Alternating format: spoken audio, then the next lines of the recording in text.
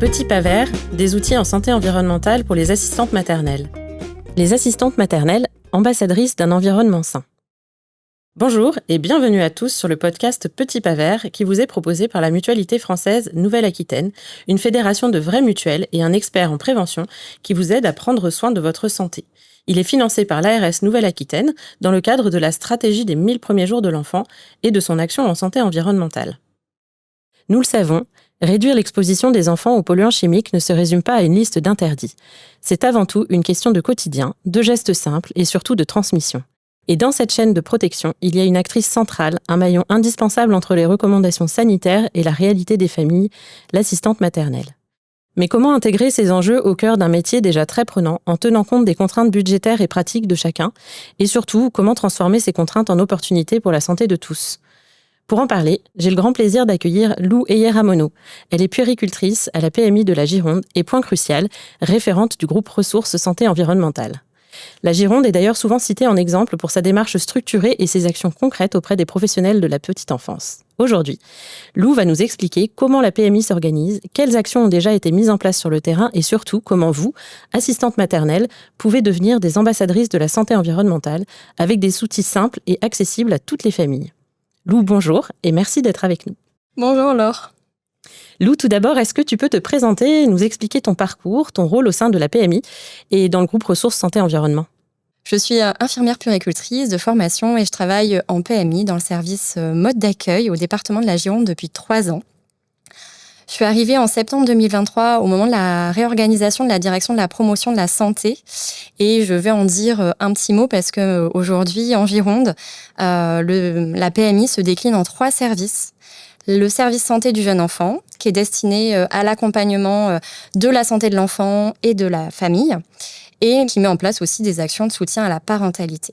Il y a également un service ado-adulte, dont certaines missions État sont mises en œuvre, comme le CEGID, Centre gratuit d'information, de dépistage et de diagnostic, ou le CLATS, Centre de lutte antituberculeuse, et le Centre de vaccination. Et puis, donc, il y a 3 ans, la création d'un service dédié au mode d'accueil individuel et collectif. Plus concrètement, en territoire, une puéricultrice de pôle accompagne une équipe mode d'accueil en grande proximité de tous les modes d'accueil, tant individuels que collectifs, avec un objectif dans la création de ce service d'être disponible, réactive et avoir une expertise sur les missions dédiées au mode d'accueil. Pour en revenir à moi et mon parcours, j'ai toujours été sensible aux préoccupations liées à la santé environnementale tout au long de mon parcours professionnel. Et donc, je me suis formée. J'ai obtenu en 2023 un diplôme interuniversitaire santé environnementale et plus récemment, une certification pour animer des ateliers santé-environnement. Et donc, avec cette expertise, tu le disais Laure, je fais partie du groupe Ressources Santé-Environnement depuis juin 2024. D'accord. Et du coup, est-ce que tu peux nous en dire un petit peu plus sur ce groupe ressources? Comment la PMI de Gironde s'est structurée autour de cette question de la santé environnementale? Et quel est le rôle du groupe et qui le compose? Alors, la PMI, il faut savoir que c'est quand même un acteur de la promotion de la santé. Et dans cet objectif-là, le département de la Gironde participe à la stratégie régionale en santé environnementale et notamment autour de la petite enfance pilotée par l'ARS, donc l'Agence régionale de santé, depuis plus de 10 ans. Et parce que c'est un enjeu de santé publique actuellement, un groupe ressources santé-environnement s'est créé il y a 2 ans. Et donc, on a 4 grands objectifs. On participe à l'élaboration et à l'évaluation de la politique publique de prévention et de promotion de la santé. On permet à nos collègues professionnels un accès actualisé aux connaissances sur le sujet. On joue aussi un rôle d'expert auprès des équipes de PMI et des partenaires sur des situations de santé environnementale. Et enfin, on travaille aussi dans la recherche de collaboration et de partenariat avec des différents acteurs qui interviennent sur ce champ de santé environnementale.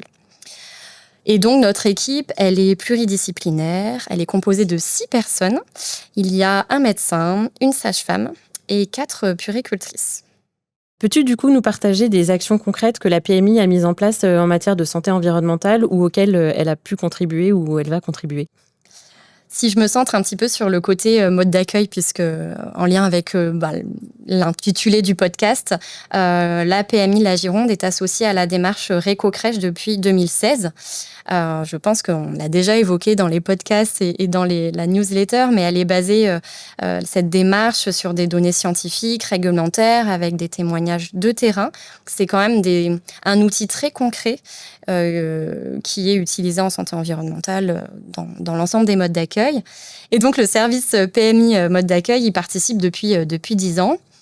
Dans ce contexte, il y a aussi une sensibilisation de tous les professionnels de PMI, il y a 10 ans et tout récemment en 2026, sur la question de la santé environnementale.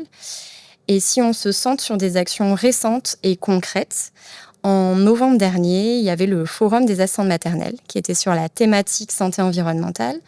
Il y a eu la présentation de la pièce de théâtre Les Parenthèses et une table ronde pour échanger et répondre aux questions avec les assistantes maternelles.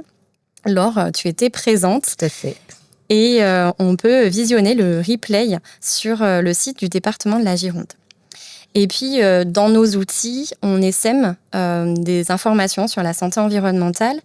Par exemple, elle est inclue dorénavant dans la fiche santé à destination des assistantes maternelles, qui est disponible également sur le site gironde.fr.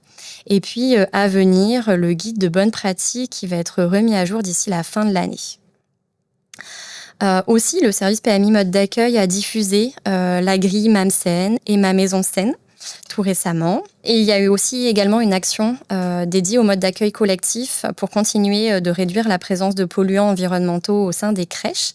Et c'est une action qui, dans la poursuite du projet Réco-Crèche, avec la diffusion d'un questionnaire de départ aux gestionnaires, référents santé, accueil et inclusif et direction de crèche, avec également une journée d'enseignement technique et pratique qui a eu lieu en avril dernier. Et puis, dans un an, il y aura un nouveau questionnaire pour évaluer l'impact et le chemin parcouru par les structures dans cet objectif-là. Et donc, si on revient aux assistantes maternelles, comment est-ce que la santé environnementale est intégrée aux échanges que vous pouvez avoir avec elles lors des visites à domicile, par exemple ? Comment est-ce que vous les guidez vers des pratiques permettant une diminution des polluants chimiques ? Et est-ce qu'il y a des outils spécifiques que vous partagez au niveau de la PMI de Gironde ? Alors, c'est une grande question parce qu'en fait, on essaime de la santé environnementale tout au long du parcours de l'assistante maternelle. Ça débute dès la réunion d'information pré-agrément parce qu'on évoque les textes de référence et notamment la Charte nationale d'accueil aux candidats assistants maternels. Alors, je les cite parce que c'est important. Il y a le principe 6, le contact réel de la nature est essentiel à mon développement. Et également le principe 8, j'ai besoin d'évoluer dans un environnement beau, sain et propice à mon éveil. Donc ça, c'est le point départ. Et puis, une fois agréée, la santé environnementale est aussi abordée pendant la formation obligatoire des assistants maternels et sur diverses thématiques. L'alimentation, la qualité de l'air, l'entretien du domicile ou encore jouer au naturel. Et d'ailleurs, les formatrices ont bénéficié d'un temps de formation le mois dernier avec la COP Alpha sur cette thématique. Et puis, concrètement, de façon individuelle, lors des visites à domicile, on l'évoque avec les assistantes maternelles. J'ai un exemple très concret. La semaine dernière, lors d'un renouvellement d'agrément d'une assistante maternelle, où j'ai pu lui demander avec quel produit elle réalisait le change des enfants, comment elle réchauffait le repas des enfants, quelle vaisselle elle utilisait pour servir le repas, ou encore les sorties extérieures qu'elle effectuait avec les enfants. Après, on s'adapte aussi à l'assistante maternelle. On peut poser une question ouverte sur comment vous favorisez la santé environnementale dans vos pratiques. Et puis pour certaines, on vient dans l'échange se saisir de bonnes pratiques qu'elles savent nous partager. Et donc, dans le cadre de cet échange et évaluation, on peut faire des préconisations à l'oral comme à l'écrit. Et en complément, dans nos missions, on accompagne également les assistantes maternelles. On peut avoir un échange concret sur cette thématique, sur leurs pratiques, proposer des recommandations et puis partager des outils concrets. Et donc, tu demandais, Laure, quels outils on peut partager. Moi, j'ai repris les documents qu'on a partagés au Forum des assistantes maternelles. Le plus concret et spécialement destinée aux assistantes maternelles. C'est une pochette publiée par WECF avec un livret et des fiches pratiques. Il y a aussi le guide santé-environnement, publié par l'ARS Nouvelle-Aquitaine. Il y a aussi la grille MAMSEN ou Ma Maison Saine qui permet aux assistants maternels de faire un point de départ de ce qu'ils ont déjà mis en place et de ce qui reste à mettre en œuvre sur la thématique de la santé environnementale. Et puis, il y a les outils et guides Réco-Crèche qui, bien qu'ils s'appellent Réco-Crèche, sont tout à fait adaptés et peuvent être un outil intéressant pour les assistantes maternelles. Et puis, pour finir, je pense qu'il faut citer la newsletter et les podcasts Petit Pas Vert de la Mutualité française.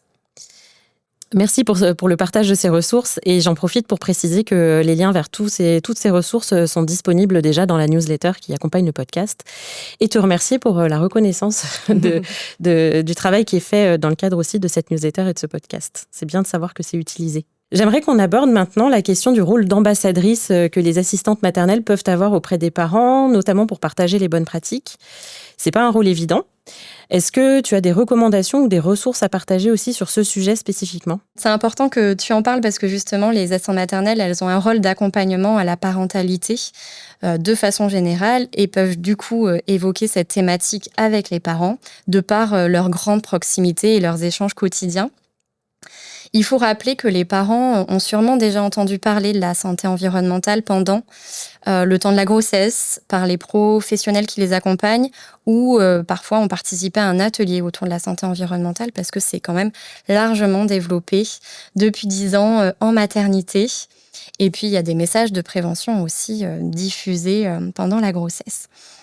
Et puis, une fois qu'ils sont parents, dans le carnet de santé, il y a des messages d'information maintenant intégrés sur la santé environnementale. C'est page 11 pour être précise. Et le site des 1000 premiers jours avec l'onglet Agir sur son environnement est également une ressource sur lesquelles les parents peuvent s'appuyer. Mais on le sait, les changements des habitudes, c'est pas forcément facile. Il y a eu un podcast sur ce sujet.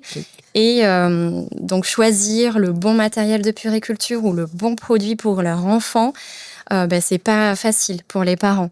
Donc, du fait de la relation de confiance qui est souvent tissée entre l'assistante maternelle et les parents, les échanges quotidiens, pour moi, vous êtes un maillon indispensable pour faire passer les bons messages et aider les parents dans leur réflexion. Donc vraiment, si vous vous sentez à l'aise pour échanger sur ce sujet avec les parents et partager plutôt des conseils pratico-pratiques. Moi, j'avais envie de donner un exemple de la petite cuillère pour le repas. Les parents en rayon de puériculture vont pouvoir avoir une cuillère en plastique ou une cuillère en inox et parfois ne vont pas savoir quoi choisir. Et la cuillère en plastique est souvent colorée et attrayante. Et pour autant, on sait en santé environnementale qu'il est recommandé d'utiliser une matière stable et l'inox salé. Et puis, si les parents ils ont besoin d'être accompagnés, n'hésitez pas à les orienter vers le pédiatre ou le médecin qui réalise le suivi de l'enfant. Et puis, je pense aussi à nos collègues en PMI Santé du jeune enfant, médecins et puéricultrices qui peuvent rencontrer les familles en consultation au sein des maisons départementales des solidarités ou à leur domicile et échanger autour de la thématique de la santé environnementale. Et je me permets de rebondir sur ce que tu disais et tu parlais d'être suffisamment à l'aise pour donner des conseils. Et j'avais une discussion hier avec une animatrice RPE qui m'expliquait que certaines assistantes maternelles ne se sentent pas forcément légitimes pour soit donner des conseils, soit discuter avec les parents de certains sujets. Et je pense que c'est vraiment important de se dire qu'il faut qu'elles se sentent à l'aise. Je trouve que c'est important que tu l'aies dit et ne pas se lancer dans des explications non maîtrisées. Pour finir, quel serait ton message clé pour les assistantes maternelles qui nous écoutent aujourd'hui ? Alors la santé environnementale, c'est un enjeu de santé publique incontournable parce qu'on sait maintenant que certaines maladies sont en lien avec ce que l'enfant mange, respire ou touche. Et donc, il faut agir. On l'a dit précédemment, les assistantes maternelles jouent un rôle fondamental pour échanger, pour peut-être, si elles se sentent légitimes, échanger avec les parents, mais aussi parce que leur domicile peut être le second lieu de vie de l'enfant avant ses 3 ans. Et donc, le choix des matériaux, des produits ou des pratiques est fondamental. Vous pouvez relayer les bons outils aux parents dans vos échanges quotidiens. Il faut aussi dire que la Nouvelle-Aquitaine est pionnier en santé environnementale petite enfance, parce qu'aujourd'hui, on a justement à disposition de nombreux outils pour créer un environnement sain pour l'accueil de l'enfant à son domicile ou en MAM. Donc, je vous encourage vraiment à les lire et à vous en saisir. Et puis, pour les assistantes maternelles qui souhaitent voir où elles en sont sur la question de la santé environnementale, je vous encourage à remplir la grille Ma Maison Saine ou MAM Saine pour pouvoir voir quels sont les petits pas à faire prochainement sur cette question de santé environnementale. Et puis sur cette thématique, il faut pouvoir en échanger entre nous. Vous pouvez le faire auprès des animatrices du relais petite enfance de votre territoire parce qu'elles sont sensibilisées sur cette thématique. Vous pouvez le faire avec les professionnels de PMI que vous rencontrez tout au long de la vie de votre agrément. Et vous pouvez aussi le faire entre vous parce qu'on l'a vu notamment lors du forum, nombreuses assistantes maternelles ont déjà mis en place des bonnes pratiques à leur domicile et vous pouvez vous passer des messages clés ou des idées à mettre en place chez vous. Et c'est un très beau conseil de fin. Je trouve le partage, c'est très important. Un grand merci à toi, Lou, pour la clarté de tes explications et pour nous avoir montré que la santé environnementale en Gironde, c'est une réalité de terrain, portée par le service départemental de la PMI. C'était la parfaite manière de clore cette saison.